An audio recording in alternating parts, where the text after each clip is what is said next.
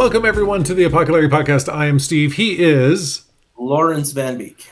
Don't you forget it, people. Don't you? Well, Lawrence, remember, means kingly. Yeah. So it works. Sir Lawrence. Sir Lawrence. You don't even need the doctor in front when you use the word Lawrence. Yeah. It's just assumed. Yeah. I get that. Yeah, and Reverend no one believes anyway, so there's no point in going down that road. You're ordained? Yes, I am. Thank you very much. Yeah, I just use it for the tax relief. I'd like to thank the CRA for this award. So we are in 5, right? Yeah, Esther 5. 5 Esther. Esther 5. Something I didn't mention before was that we talked about was that actually Daniel, who started in Babylon, right? And I think you would have called him a satrap. Did we talk about this before with Daniel? I believe we at least mentioned it in passing. Did we mention that that like he kind of went out of favor? Yes. Under Nebuchadnezzar's son, Tekel Mene Upharsin. He went and weighed in the balance and found wanting. I'm not laughing because I can't say a dang name if it depended on it. And then Persia took over, right? The Medes and the Persians. And Media was actually probably the more powerful nation, and then Persia kind of took over the whole thing. Right. But Daniel was still around. If you can trust this stuff, like not trust the Bible, but trust the dating of all this stuff. Daniel was still around with Darius, and that would put Daniel to be around just before Xerxes and just before Esther. Wow. Yeah. Daniel would have been an old man, right? Oh man, he must have been old. He'd have had to be super old. Yeah. It's kind of interesting though, the way it all comes together. Yeah, because I think when 80s or 90s. Yeah. But he was actually, because satraps were in charge of the provinces. There were 120 provinces, and satraps were in charge. And then there were a few guys that were in charge of all the satraps. Yeah. And come Persian time, Daniel was one of those guys. Yeah. So his political career went up and down quite a bit. And his spiritual thing was always fantastic. Right. And he's always the example. Daniel's always the example of that you don't have to be a minister to do stuff for God. Yeah. And to be a prophet. You don't have to be a minister to be a prophet. Yeah, good point. And you can be a politician and still love God and be a prophet. Oh gosh, I don't know about that one, but sure, I'm going to go along with it. Yeah, that one doesn't work very well. I didn't go as far as lawyer. I didn't go lawyer. Oh, well, yeah. Sure. So anyway, now we've got the rise of Haman, or we already had that in the last chapter, and now Esther. Remember Mordecai said to Esther, maybe you're brought here for such a time as this, and Esther had them all pray, and now she's going to go before the king in chapter 5. Okay, so very exciting, folks. Here we're talking about the meat of the story, or not the meat of the story, because that would be kind yes, because meat is actually an English drink, right? Yeah, it's honey wine, right? It's honey wine. It's wine made from honey. Yeah. Okay. Remember the 13th warrior, where he says to them, they try to give him the alcoholic drink, and he says, "I cannot touch the fruit of the grape," and they go, "This is holy," and he drinks it up. Yeah. Oh, say no more. Quite a good movie, actually. Yeah. Actually, it's been forever since I've seen it. Here we are, chapter 5, verse 1. On the third day, Esther put on her royal robes and stood in the inner court of the palace in front of the king's hall. The king was sitting on his royal throne in the hall, facing the entrance. When he saw Queen Esther standing in the court, he was pleased with her and held out to her the gold scepter that was in his hand. Esther's saved. Yeah, because we remember, if he didn't hold out his scepter, they would take her and kill her. Yep. So Esther approached and touched the tip of the scepter. Then the king, because it's just such a weird thing to do, right? Like, just sticking out her finger. Okay, well, carry on. Then the king asked, "What is it, Queen Esther? What is your request? Even up to half the kingdom, it will be given to you." So I should say something there. Yes, sir. I'm pretty sure, although I'm not positive, that the kings always did this. I'll give you anything up to half my kingdom. Yeah. You could not ask for this because they would just kill you. Yeah. I was wondering if I could have 40% of the kingdom. Yeah. Yeah. No. Yeah. So it's kind of a gesture that you make. It's a way of saying, hey, I'll do a lot for you. Yeah. Okay. Fair enough. Okay, verse 4. If it pleases the king, replied Esther, let the king, together with Haman, come today to a banquet I have prepared for him. Bring Haman at once, the king said, so that we may do what Esther asks. So the king and Haman went to the banquet Esther had prepared. As they were drinking wine, the king again asked Esther, now what is your petition? It will be given to you. And what is your request? Even up to half the kingdom it will be granted. Esther replied, my petition and my request is this. If the king regards me with favor, and if it pleases the king to grant my petition and fulfill my request, let the king and Haman come tomorrow to the banquet I will prepare for them. Then I will answer the king's question. Ooh, mystery, intrigue. So much intrigue. And she has tons of resources. Yeah. Like these guys eat like great all the time, right? Mm-hmm. But she can prepare a banquet. So it's the honor of the banquet is the thing, right? And Haman is very excited. Yeah. Until he sees Mordecai. Hate that guy. Verse 9. Haman went out that day happy and in high spirits. But when he saw Mordecai at the king's gate and observed that he neither rose, nor showed fear in his presence, he was filled with rage against Mordecai.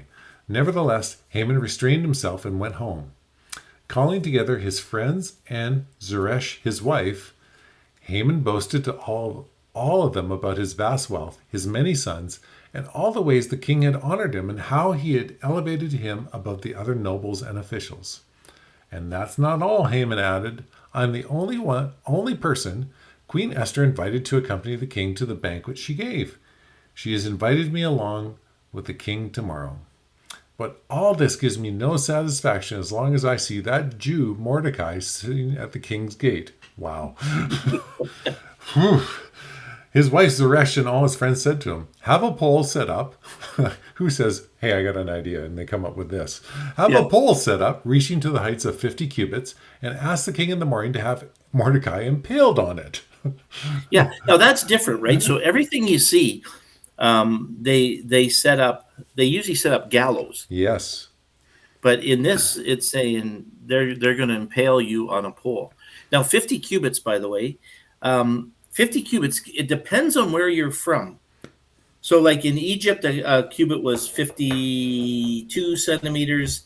The royal cubit in Persia was 62 centimeters. In Babylon, it was 49 centimeters. So basically, they said it was from your elbow to your forearm. That was the length of a cubit. So Steve, your cubit would be bigger than my cubit. Because you have a bigger forearm. But I've got little T-Rex arms. What are you talking about? I can't pass the potatoes. So anyway, but if we kind of, and that becomes important because there are things where people in the past have said, see how the Bible's wrong because now that was with talents. They said because the talents are different in the Babylonian account and in the biblical account. And then we found out, but their talent was different. Yeah, like it was a different weight than the Jewish talent. And in here, the cubit can be different. So we usually say it's about 20 inches. Okay. It's about 20 inches, but that would make that thing 50 cubits. So 2 feet, 50 cubits would be 100 feet high. So say it's 70 feet high, 70 to 100 feet high. Yeah. That's a big pole to stick a guy on. Yeah. Like that says, I don't just hate you. Yeah. I hate you with a vengeance. I absolutely hate you with a vengeance. It cannot be measured how bad I hate you. Then go with the king to the banquet and enjoy yourself. After you've put him on the pole and impaled him, go have a good time, Haman.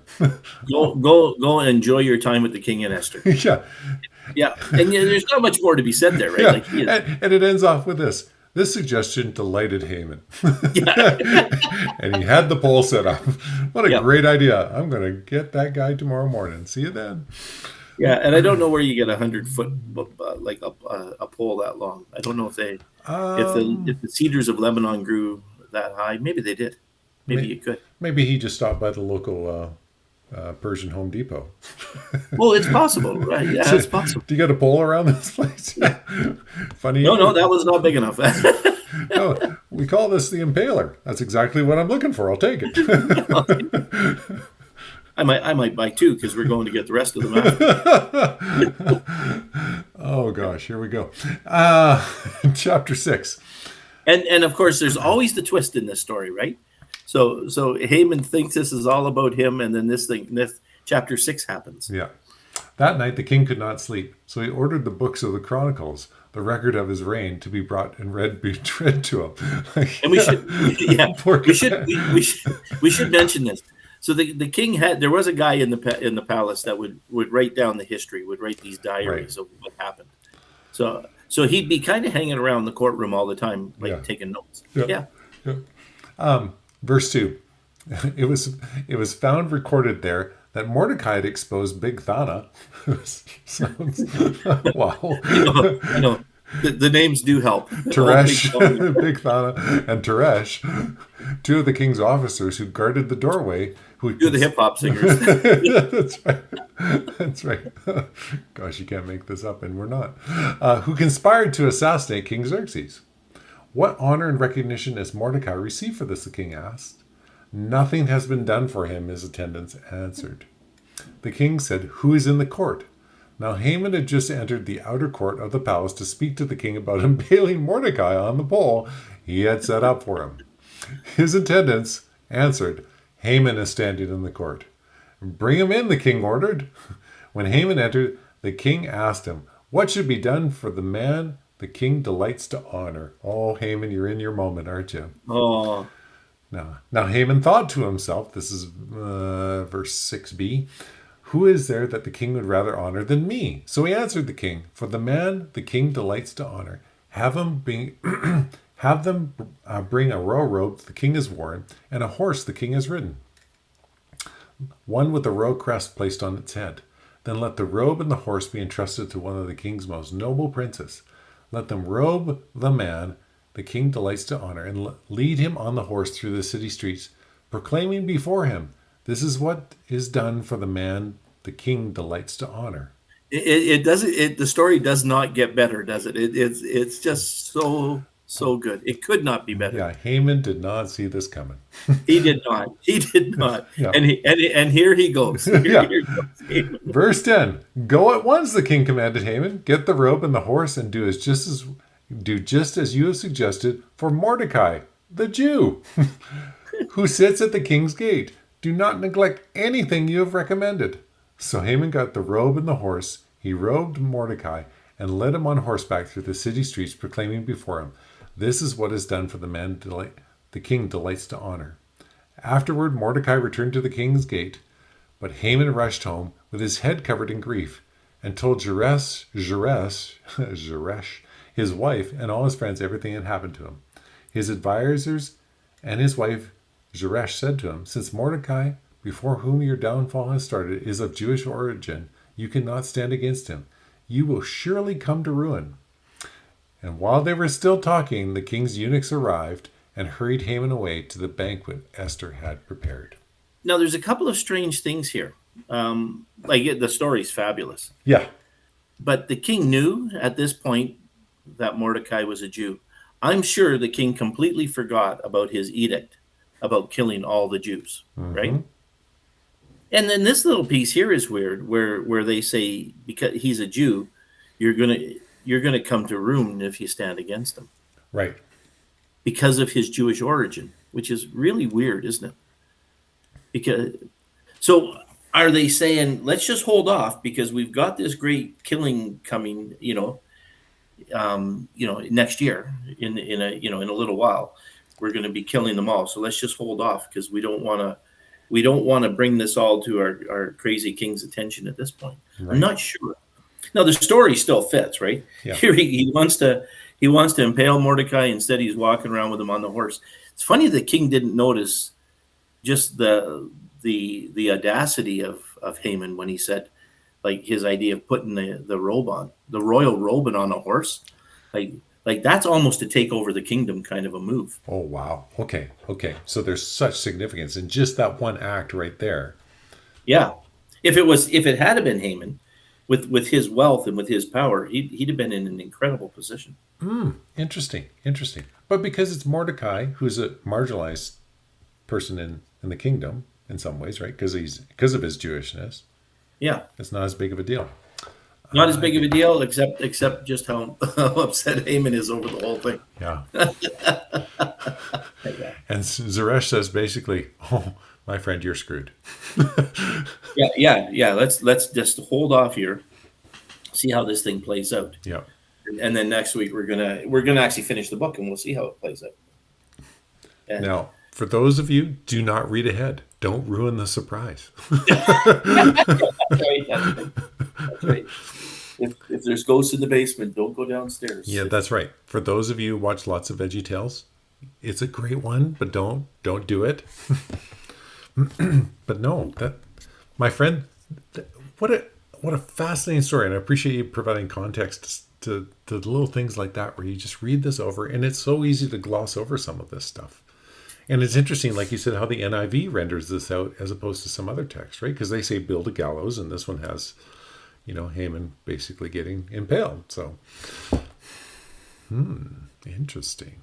It is interesting, isn't it? Yes.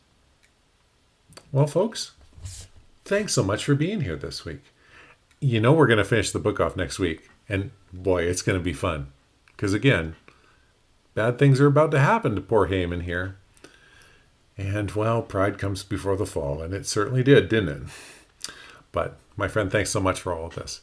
Folks, like I said, we so enjoy that you listen to us every week. Thanks so much for doing this. And until next time, I was Steve, he was Larry. This was the Apoco-Larry Podcast.